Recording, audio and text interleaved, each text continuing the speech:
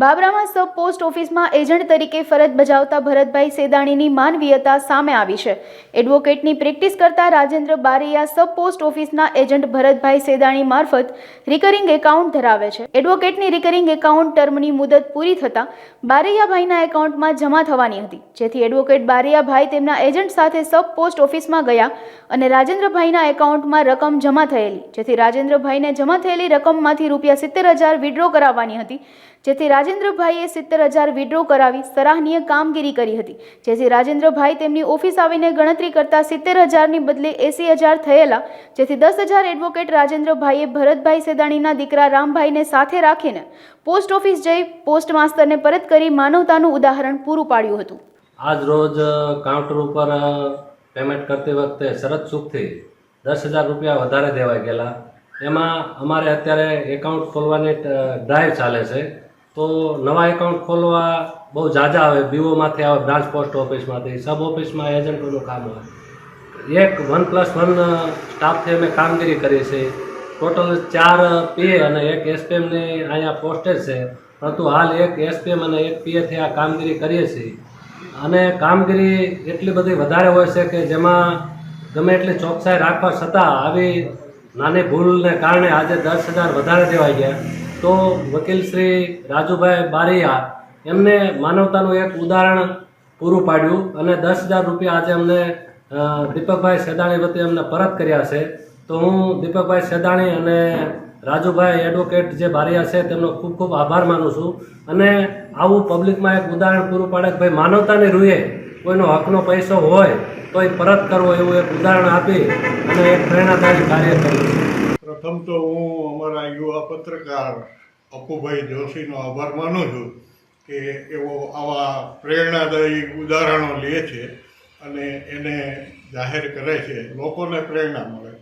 આજે એવું બન્યું કે અમે પોસ્ટ ઓફિસમાં અમારા જાણીતા એડવોકેટ સાહેબ રાજેન્દ્રભાઈ બારૈયાને રિકરિંગ ખાતું પૂરું થતું હતું।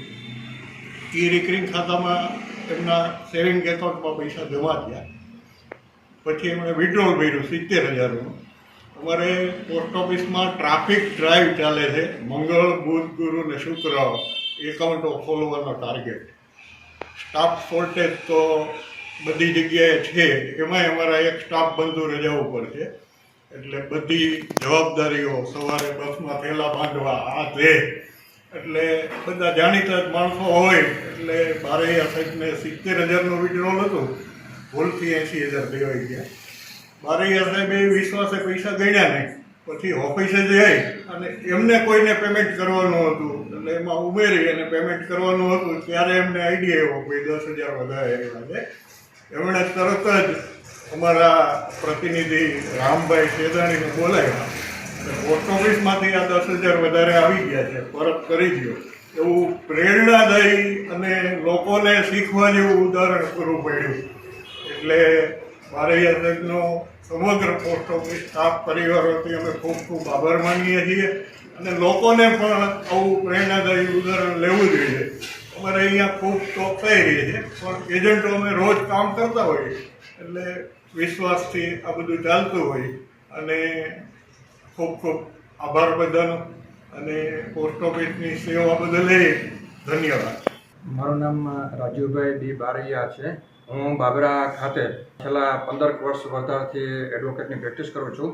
મારું બાબરા સબ પોસ્ટ ઓફિસમાં રિકરિંગ એકાઉન્ટ ચાલુ હતું, જે એની ટર્મ આજે પૂરી થવાની હતી, જેથી મારા જે એકાઉન્ટમાં જે રકમ હતી એ જમા થવાની હતી, જેથી મારે તેમાંથી રકમની જરૂરિયાત હોય, જેથી મેં રૂપિયા 70,000 વિડ્રો માટે ફોર્મ ભરેલું અને મને પોસ્ટ ઓફિસમાંથી એક 50,000 રૂપિયાનું બંડલ અને એક 20,000 રૂપિયાનું બંડલ, એમ 2 બંડલ આપવામાં આવેલા।